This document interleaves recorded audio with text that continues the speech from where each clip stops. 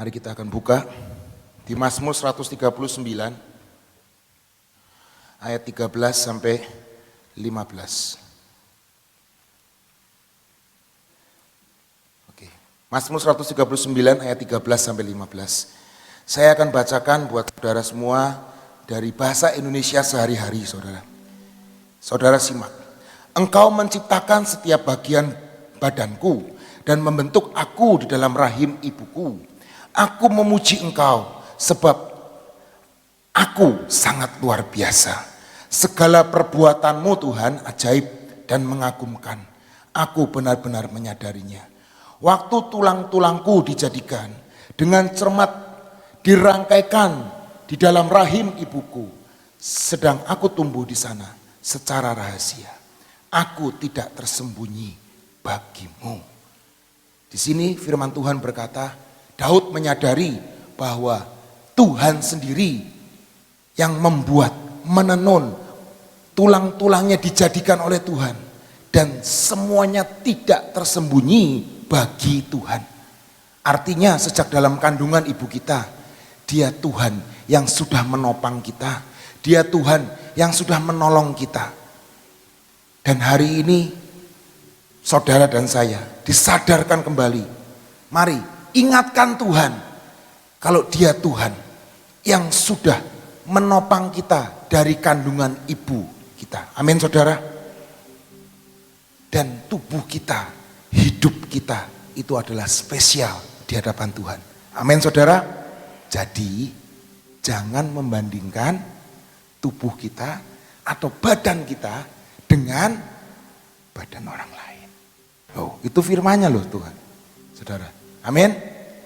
Nah itu sering ibu-ibu, sekarang bapak-bapak, kalau sudah mulai kekurusan atau mulai kegendutan, nah kurang mangir, aduh matanya, bulu matanya kurang menyalak.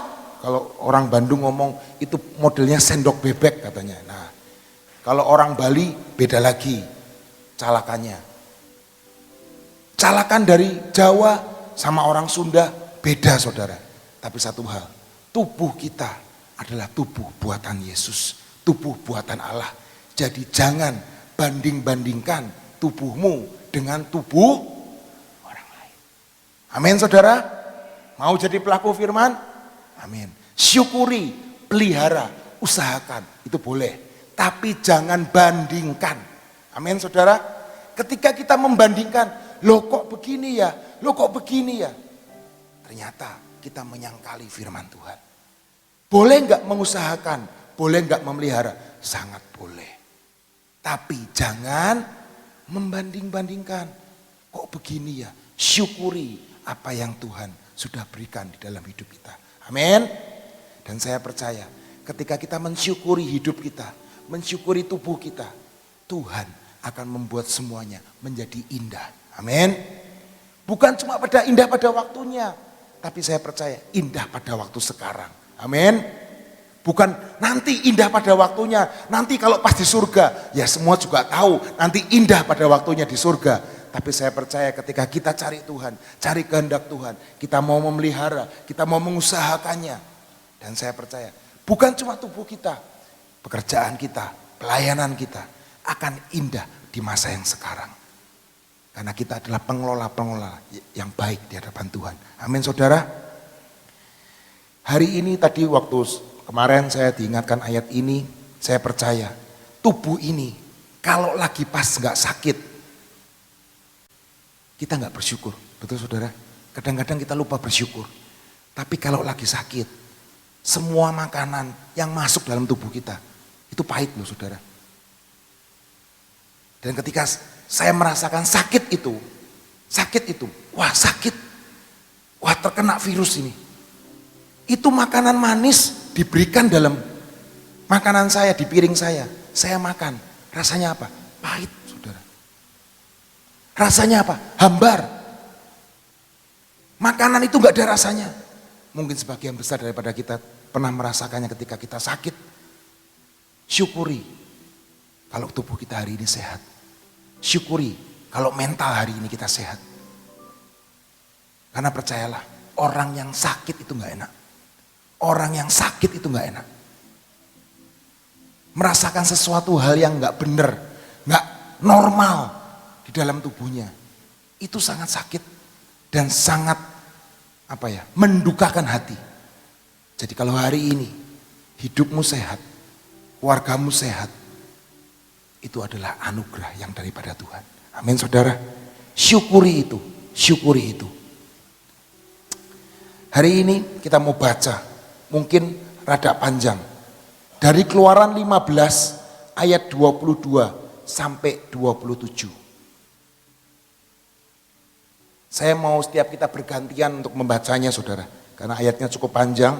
Dari Keluaran 15 ayat 22 sampai 27. Saya baca genap, saudara baca ganjil.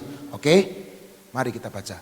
Musa menyuruh orang Israel berangkat dari Laut Tebrau. Lalu mereka pergi ke padang gurun Syur 3 hari lamanya. Catat, 3 hari lamanya mereka berjalan di padang gurun itu dengan tidak mendapatkan air. Ayat berikutlah.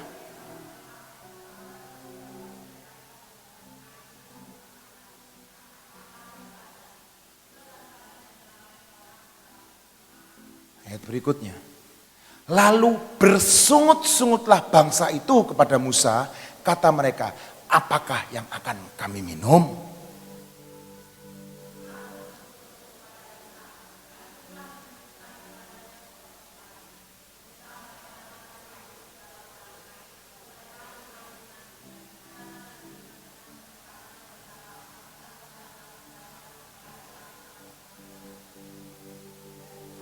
Tuhan mencoba mereka. Ayat berikutnya.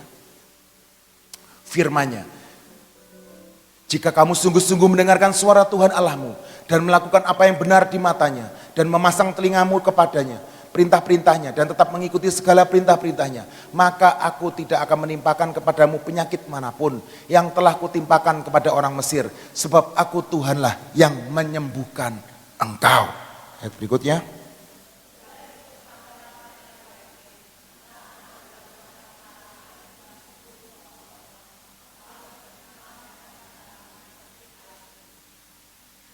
Sejak zaman Abraham, Tuhan mengatakan, akulah Jehovah Rofi.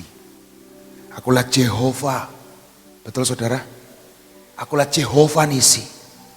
Dan hari itu ketika dia menunjukkan di Mara, Tuhan menunjukkan, akulah Jehovah Rafa. Di situ ayat tadi kita berbaca. Sebab aku Tuhanlah yang menyembuhkan engkau. Kita di dalam gereja kita, di dalam persekutuan kita ini banyak diajarkan. Kita bisa baca di situ ada Jehovah Makades, di situ ada Master of Breakthrough, di situ ada Jehovah apalagi, di situ ada Jehovah Rafa, Jehovah Nisi, ada Jehovah Adonai. Mari sadari saudara, dialah Jehovah di atas segala-galanya. Dialah Jehovah Shalom, dialah Jehovah Nisi, dialah Jehovah Adonai, dialah pemimpin kita. Dialah Jehovah Makades, dialah Master of Breakthrough. Ketika tiada jalan, dia akan membuka jalan itu. Amin. Bahkan dia berkata, Jehovah Rohi, Tuhan adalah gembalaku.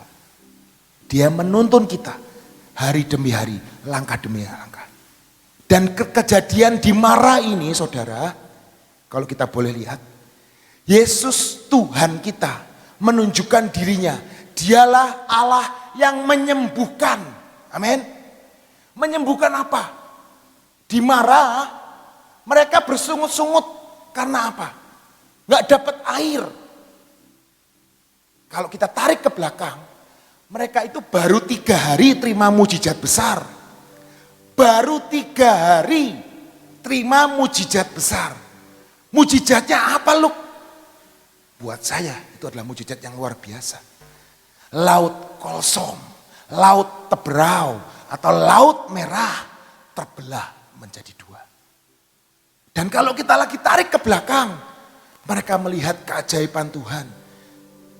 Mereka melihat kuasa tangan Tuhan atas Mesir, 10 tulah atas Mesir. Dan Tuhan membebaskan mereka dari tangan Firaun.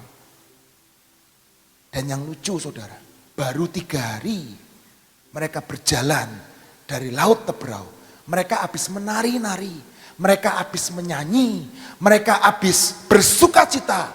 Karena mereka lepas dari yang namanya jerat Firaun. Mereka datang, kehabisan air. Dan di situ ditemukan air yang pahit. Dalam hidup kita, seringkali bukan kita yang mencari keadaan yang pahit, tapi keadaan yang pahit itu datang dalam hidup kita. Betul saudara? Setiap manusia itu tidak ada yang mau keadaan yang pahit.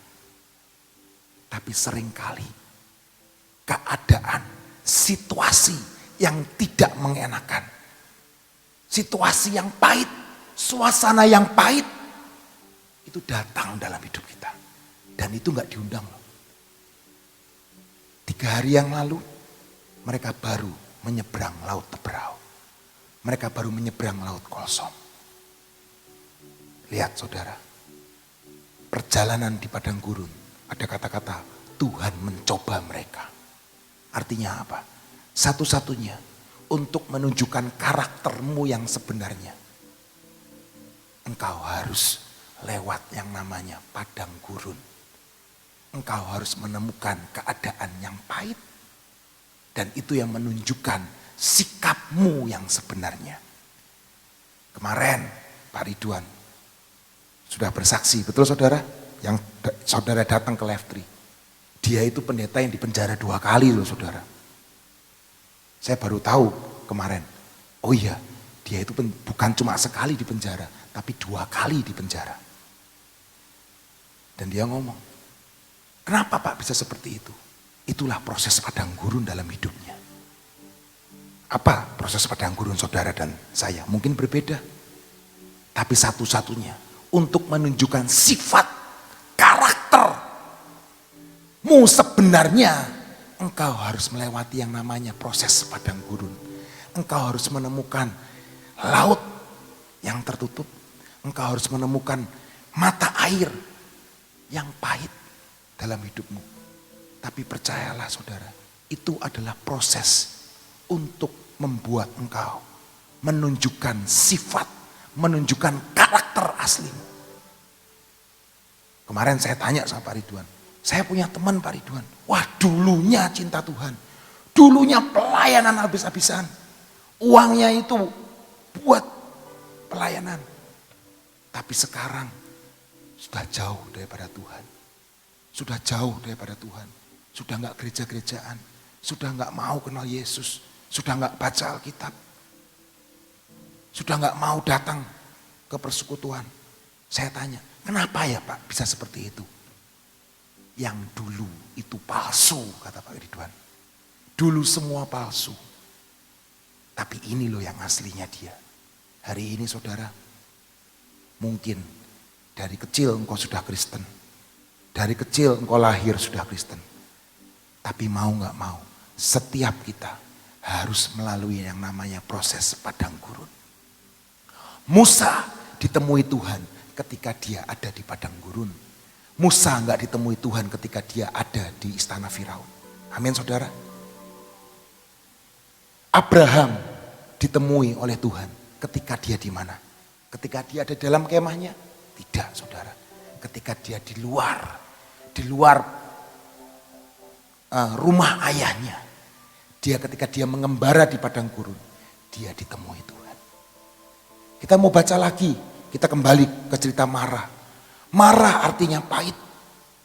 Dan di situ Tuhan berkata, air yang pahit, mungkin keadaan yang pahit, Tuhan akan ubahkan menjadi sesuatu yang manis. Dan di situ berkata, bangsa Israel bersungut-sungut. Betul saudara? Mereka berkata, apa yang akan kami minum Musa? Tapi Musa mempunyai sikap yang berbeda. Dan Musa berkata, Musa berseru-seru kepada Tuhan. Dan ayatnya berikutnya, dan Tuhan menunjukkan kepadanya sepotong kayu. Di sini kata berseru-seru kepada Tuhan, bukan cuma berseru-seru saudara. Di terjemahan aslinya, crying out. Musa itu crying, Musa itu menangis di hadapan Tuhan. dan berseru di hadapan Tuhan. Dan dia berkata, Tuhan tolongi, Tuhan tolongi. Dan hari itu Tuhan menunjukkan kepadanya sepotong kayu, garis bawahi, sepotong kayu.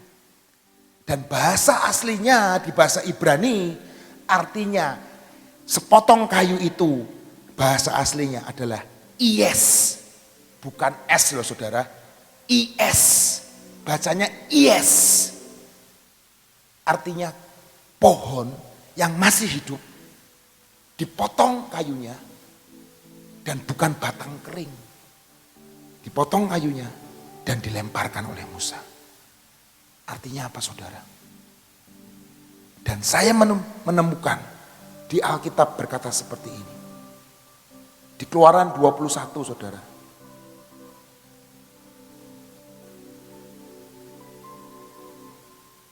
Di Ulangan 21, apabila seseorang berbuat dosa yang sepadan dengan hukuman mati, lalu ia dihukum mati, kemudian kau gantung dia pada sebuah tiang, maka janganlah mayatnya dibiarkan semalam-malaman pada tiang itu. Dan kata ies, sebuah tiang, dan janganlah mayatnya dibiarkan semalam-malaman pada ies itu. Tetapi haruslah engkau menguburkan dia pada hari itu juga. Sebab seorang yang digantung terkutuklah oleh Allah. Janganlah engkau menajiskan tanah yang diberikan Tuhan Allahmu kepadamu menjadi milik pusakamu. Artinya dengan kata lain, ketika Musa menebarkan atau melemparkan sepotong kayu di mata air Mara, dia memakai kata yes. Dan di Ulangan dia menulis kata yang sama. Terkutuklah orang yang tergantung pada yes. Saudara nangkep artinya?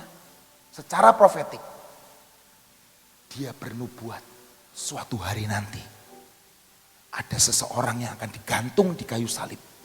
Dan kayu ini akan menunjukkan keselamatan yang daripada Tuhan. Yang pahit, yang tidak bisa diminum, yang menyakitkan hatimu. Ketika engkau ada salib Kristus, itu yang akan membuat engkau hidup dalam kemenangan. Dan kata yes ini diulang lagi saudara. Galatia 3 ayat 13-14. Kristus telah menebus kita dari hukum Taurat dengan jalan menjadi kutuk karena kita. Sebab ada tertulis, terkutuklah orang yang digantung pada yes. Yesus Kristus telah membuat ini supaya di dalam dia berkat Abraham sampai kepada bangsa-bangsa lain. Sehingga oleh iman kita menerima roh yang telah dijanjikannya itu. Hidup yang pahit, keadaan yang pahit diubahkan menjadi manis.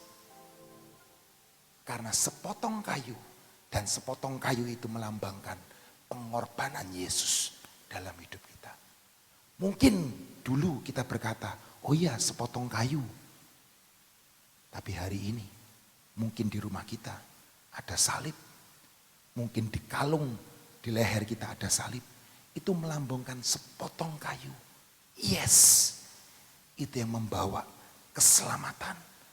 Membawa penebusan. Membawa hidup yang baru. Yang pahit. Keadaan yang pahit diubahkan menjadi keadaan yang manis. Amin saudara. Dan saya yakin dan percaya ketika Musa melihat sepotong kayu itu, dia tidak tahu. Tapi dia lagi bernubuat. Dia lagi melakukan tindakan profetik. Suatu masa yang akan datang di kayu ini akan ada orang yang digantung. Dan dia akan menyelamatkan seluruh dunia. Yaitu Yesus Kristus Tuhan kita. Apa menjadi hidupmu sekarang? Mungkin hidupmu hancur. Hidupmu pahit. Keadaanmu pahit. Percayalah. Yesus sudah menang. Yesus sudah hidup. Di Jepang, saudara ingat mungkin berapa tahun yang lalu, mungkin sebelum pandemi, Ibu Nani pernah bicara masalah kerajinan, namanya kitsugi. Mungkin multimedia bisa tampilkan kitsugi. Khotbah dari Ibu Nani waktu kita Senin sering kita kali nyembah bareng di tempat ini. Kalau Senin kita nyembah bareng ada firman dan Ibu Nani menyampaikan sesuatu. Saya ingat sampai hari ini. Kitsugi, mungkin Ibu Nani juga masih ingat. Itu adalah proses kesenian Jepang. Artinya apa? Ketika ada vas atau keramik vas bunga yang mahal itu pecah. Orang Jepang menyebutnya dengan cara kitsugi. Artinya apa? Mereka mencairkan emas dengan serbuk emas dan mereka menambal vas bunga itu dengan emas itu sehingga menjadi vas bunga kembali. Namanya kitsugi. Kalau orang Jepang multimedia bisa dengar apa yang saya ngomong? Ya, oke. Nah, seperti itu saudara. Kitsugi, kitsukuroi, betul. Kitsugi juga sama namanya. Kitsugi, vas bunga yang pecah. Apapun yang pecah dalam hidupmu, orang Jepang itu bisa membuat seperti ini.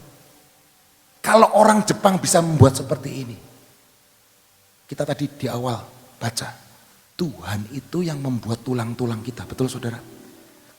Tuhan itu yang menenun hidup kita, betul saudara? Yang tersembunyi di dalam rahim ibu kita, betul?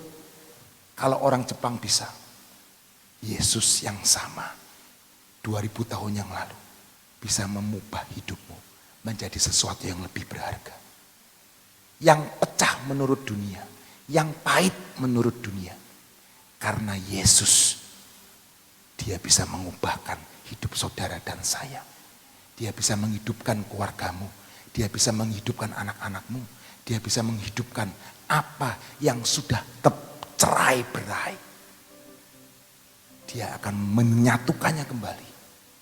Menjadi indah di mata Tuhan. Amin saudara. Ayat yang terakhir yang saya mau bacakan. Mazmur 118 ayat 5. Di dalam kesesakan aku telah berseru kepada Tuhan. Dan Tuhan telah menjawab aku dengan memberi kelegaan. Dan Mazmur 30 ayat 11 sampai 12 sekali lagi saya mau berkatakan. Dengarlah Tuhan dan kasihanilah aku Tuhan. Jadilah penolongku. Aku yang meratap telah kau ubah menjadi orang yang menari-nari. Kain kabungku telah kau buka. Pinggangku kau ikat dengan sukacita. Never give up. Don't give up. Tetap semangat. Dia Tuhan yang akan menolong saudara dan saya tepat pada waktunya. Mungkin bukan waktu saudara, tapi percayalah, Dia Tuhan yang lebih daripada orang seni kitsugi ini. Dan saya percaya hari ini setiap yang pahit, setiap marah dalam hidupmu, ketika sepotong kayu itu datang, dan kita tahu sepotong kayu itu apa? Penebusannya, keselamatan, kebangkitannya, itu ada di dalam hidup kita. Percayalah, yang pahit, yang tidak menyenangkan, menjadi manis. Menjadi manis. Di dalam nama Tuhan Yesus. Amin. Saudara, seringkali kita tidak bisa menyelami dan memahami akan Tuhan. Ya. Kadang-kadang kalau kita melihat akan cerita daripada apa yang dialami oleh Ayub, ya, kita akan berpikir, kenapa ya? Kok Tuhan itu seolah-olah bikin gara-gara gitu ya, seolah-olah bikin gara-gara. Orang seperti Ayub diberkati Tuhan, orangnya baik, cinta Tuhan. Loh kok kayaknya Tuhan itu usil gitu ya, seolah-olah usil. Dibikin gara-gara seperti itu ya. Kadang-kadang kita tidak bisa memahami dan menyelami akan hatinya Tuhan. Tapi saudara harus tahu, tadi firman Tuhan katakan bahwa yang Tuhan rencanakan itu baik. Sekalipun Tuhan izinkan saudara dan saya mengalami perkara-perkara yang tidak enak, ya, seperti bejana itu seolah-olah sengaja seperti dipecahkan atau tiba-tiba pecah. Kalau diserahkan kepada penjunan yang betul-betul ahli, dia bisa dibentuk menjadi suatu bejana yang mempunyai nilai yang tinggi. Jadi belajar bersyukur kalau saat-saat ini kadang-kadang Tuhan izinkan kok aku ngalami begini. Seperti tadi pagi, kemarin lah ada seorang yang mengatakan kepada saya, kenapa ya keluarga saya ini kok mengalami seperti ini. Suami saya sakit, kena stroke. Tiba-tiba dia mendengar adiknya sakit, kena kanker. Tiba-tiba dia mendengar ciciknya sakit. Gak tahu sakit apa, pokoknya semuanya kaku dan sebagainya. Yang lain sakit dan sakit. Kenapa keluargaku mengalami hal seperti ini? Tapi satu perkara, karena dia anak Tuhan yang sungguh-sungguh cinta Tuhan, dia ngomong begini. Mungkin ada sesuatu yang Tuhan sedang kerjakan dalam keluarga saya. Dia tidak memberontak maupun kecewa sama Tuhan, tapi dia berseru-seru seperti Musa tadi, ya. Musa saat menghadapi orang Israel yang berteriak-teriak, marah-marah. Seperti Luki tadi katakan, Musa tidak marah, tapi dia berteriak dan menangis, minta pertolongan Tuhan.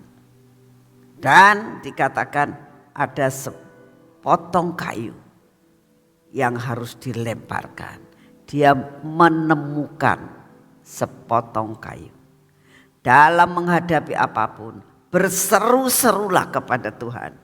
Ada sepotong kayu yang Tuhan tunjukkan, yaitu Yesus Kristus Tuhan. Dialah penolong, dia penjunan, dia yang dapat memberikan segala sesuatu menjadi indah pada waktunya. Amin. Yuk kita berdoa. Bapa, terima kasih buat semua dan semua yang kau berikan kepada kami. Kami boleh menyembah selama 1 jam. Kami boleh mendengarkan akan firman-Mu. Memberikan kekuatan dalam hidup kami, rohani kami Tuhan. Sehingga kami tahu, buat kami boleh mengerti dan memahami akan Engkau. Karena Engkaulah yang dapat mengerjakan segala sesuatu dan indah pada waktunya. Terima kasih Bapak, terima kasih Tuhan Yesus, terima kasih Tuhan Roh Kudus. Saat ini kami datang di hadapan-Mu ya Tuhan. Kami menyerahkan akan semua persoalan yang kami hadapi saat ini. Kami minta anugerah-Mu turun. Biarlah Engkau lambang daripada sepotong kayu yang dilemparkan, maka semua yang tidak mungkin menjadi mungkin. Kami percaya Tuhan, apapun masalah yang kami hadapi saat ini, baik masalah sakit penyakit, baik masalah perekonomian, baik masalah keluarga Tuhan yang terus menerus menimpa, kami percaya kami akan lari kepadamu, penjunan yang istimewa, penjunan yang ahli, untuk dapat membuat segala sesuatu yang tidak mungkin menjadi mungkin. Terima kasih untuk kasih setiamu. Bapak, kami saat ini tetap mau berdoa buat bangsa dan negara kami. Engkau tahu keadaan bangsa dan negara kami ya Tuhan. Kami mohon keamanan yang daripadamu.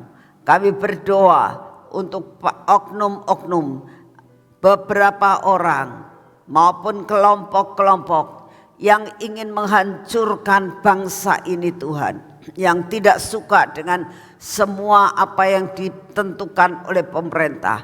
Ada roh pemberontakan, kami berdoakan untuk mereka. Berikan roh kesadaran Tuhan, Berikan roh pertobatan Tuhan. Berikan kesadaran bahwa apa yang dilakukan dan dipikirkan menurut kebenaran sendiri itu tidak akan membawa kebaikan, bahkan akan menghancurkan akan bangsa ini. Bapak, beri roh pertobatan dan kesadaran Tuhan. Kami mau menyerahkan akan kelompok-kelompok ini ke dalam tangan-Mu. Buat mereka sadar dan membangun Indonesia. Terima kasih untuk semuanya. Kami juga berdoa untuk investor-investor yang saat-saat ini sedang merencanakan Tuhan akan membuat investasi di Indonesia. Kami berdoa saat ini semua investor-investor yang mau membangun Indonesia, itulah yang bisa menanamkan modal di Indonesia. Ya, semua yang mengakibatkan membuat Indonesia menjadi runtuh, biarlah investor-investor itu tidak jadi menanam modal di Indonesia. Bapak, jadikan Indonesia menjadi negara yang benar-benar menjadi contoh buat yang lain. Terima kasih untuk kasih setiamu. Kami meminta di dalam namamu, biarlah Tuhan perekonomian Indonesia adalah perekonomian yang maju di dalam Engkau Tuhan. Terima kasih. Saat ini kami datang di hadapan-Mu, kami berdoa buat lawatan Tuhan. Biar terjadi lawatan di Indonesia, biar terjadi lawatan di seluruh benua-benua di dunia ini. Kami minta di dalam namamu jiwa-jiwa sampai semuanya tergenapkan apa yang Kau rencanakan untuk keselamatan dunia ini. Terima kasih untuk kasih setiamu. Dan kami saat ini tidak pernah mau lupa Tuhan untuk minta daya tahan tubuh yang daripadamu. Setiap pagi kami datang di hadapan-Mu, beri kepada kami daya tahan tubuh yang ilahi, memenuhi akan semua sel-sel dalam tubuh kami, sehingga tubuh kami menjadi kuat dan sehat karena ada daya tahan tubuh ilahi yang kami terima setiap pagi daripadamu, yang terus menerus membangun tubuh kami menjadi kuat dan sehat. Terima kasih untuk kasih setiamu. Di dalam nama Tuhan Yesus, mari kita masuk dalam pengurapan.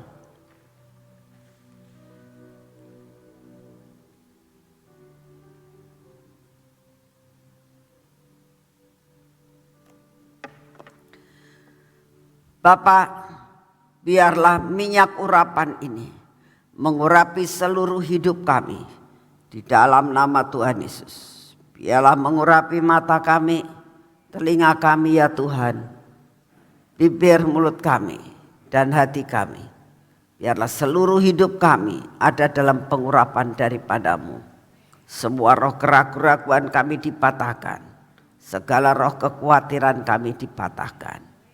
Ini tangan kami merupakan tangan yang diurapi, sehingga hari ini Tuhan kami mengerjakan apapun bersama dengan Engkau. Engkau bukakan jalan yang tertutup Engkau buka, jalan yang saat ini sangat sulit Engkau beri kemampuan untuk kami dapat menjalaninya. Terima kasih untuk semuanya, dan Kau memberkati kaki kami Tuhan, supaya kaki kami ini Kau pimpin dalam perjalanan hidup kami. Biar perjalanan kami hari ini menjadi berhasil, karena kami berjalan bersama dengan Engkau. Terima kasih untuk kasih setiamu. Segala puji, hormat dan syukur kami naikkan di hadapan-Mu Tuhan. Kami bersyukur karena kami mempunyai Engkau. Kami bersyukur Engkaulah penolong kami. Kami bersyukur Tuhan, Engkaulah yang menyediakan segala yang terbaik buat kami. Di dalam nama Tuhan Yesus kami percaya dan kami percaya kepadamu. Di dalam nama Tuhan Yesus. Amin. Selamat pagi, Tuhan memberkati saudara semuanya.